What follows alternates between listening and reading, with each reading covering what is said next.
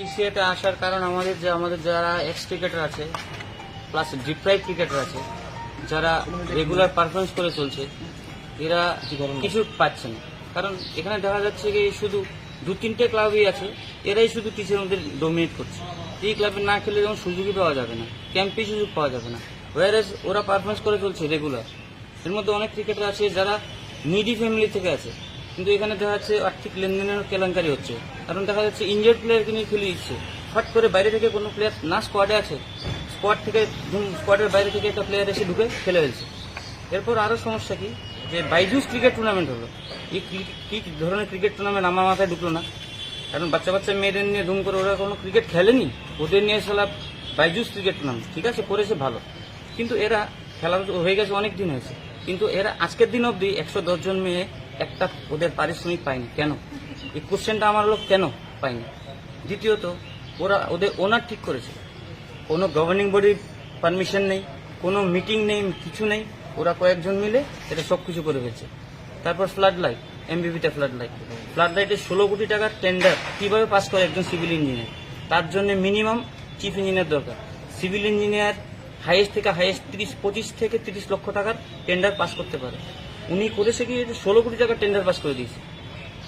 তারপর আসলো আবার আমাদের যে এই ক্রিকেটাররা, এরা পারফরমেন্স করে চলছে রেগুলার দিনের পর দিন। যে বললাম প্রথমে যে এরা ওই ক্লাবে না খেললে এদের দ্বারা হবে না, সুযোগ দেওয়া হবে না।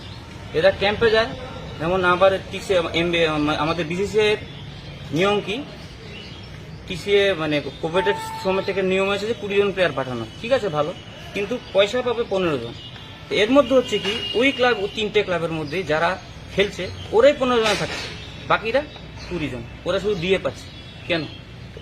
যারা যেহেতু তুমি প্লেয়ারদের নিয়েছো, ঠিক আছে ঘুরিয়ে ফিরে খেলাও, যে পারফরমেন্স ভালো করবে ওকে তো খেলা হবে, এ তো মানা নেই, কিন্তু যে পারছে না ঠিক আছে ওকে তো রাখো না টিমের সঙ্গে 15 জনের সঙ্গে।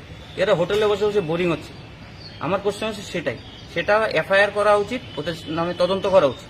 আপনি একজন প্রাক্তন খেলোয়াড়ও বটে, আপনি কি মনে করেন এর পেছনে কি? এর পেছনে আমার মনে হয় আর্থিক লেনদেনের পুরো খেলা আছে, না হলে এরকম ভাবে হয় না। এটা আর্থিক লেনদেনের খেলা আছে, এটা আমি চাইছি। এখন আমার প্রেসিডেন্টের কাছে যাবো, আমরা ওনার কাছে একটা ডেপুটেশন জমা দেবো, সেই জন্য আমরা এখানে আসি। বিভিন্ন দিন ধরে আপনিও জড়িত ছিলেন মানে এই টিসিএর সঙ্গে, মানে কেন হঠাৎ করে এই ধরনের ডেপুটেশন দিতে হচ্ছে? আমি যখন ছিলাম এরকম আর্থিক কেলেঙ্কারি তো আমি দেখিনি কখনো, কারণ এরকম ধরনের হিউজ পরিমাণে 16 কোটি 17 কোটি টাকার খেলাও হয়নি এখানে। কিন্তু এখানে দেখা যাচ্ছে এখন মানে কমিটি চেঞ্জ হওয়াতে এখানে পয়সার খেলা হচ্ছে।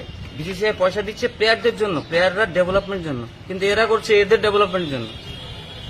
পুরো নতুন কমিটি কি জড়িত না কিছু কয়েকজন পার্টিকুলারলি জড়িত?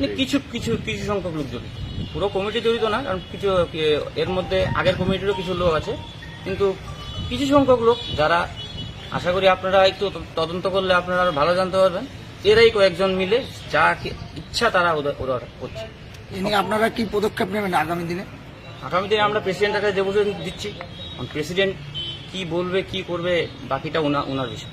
কতজন প্লেয়ার এরকম আছে এখানে? আপাতত 10 জন এসছে, কিন্তু আরো প্রচুর প্লেয়ার ত্রিপুরা আছে। এরা এইভাবেই ডিপ্রাইভ হয়ে সারা জীবন ডিপ্রাইভ হয়ে চলছে, কারণ ওই ক্লাবে না খেলে তুমি সুযোগ পাবে না। ক্লাবগুলা কি উল্লেখ করা যাবে? কোন কোন ক্লাবগুলা উল্লেখ করা যাচ্ছে না।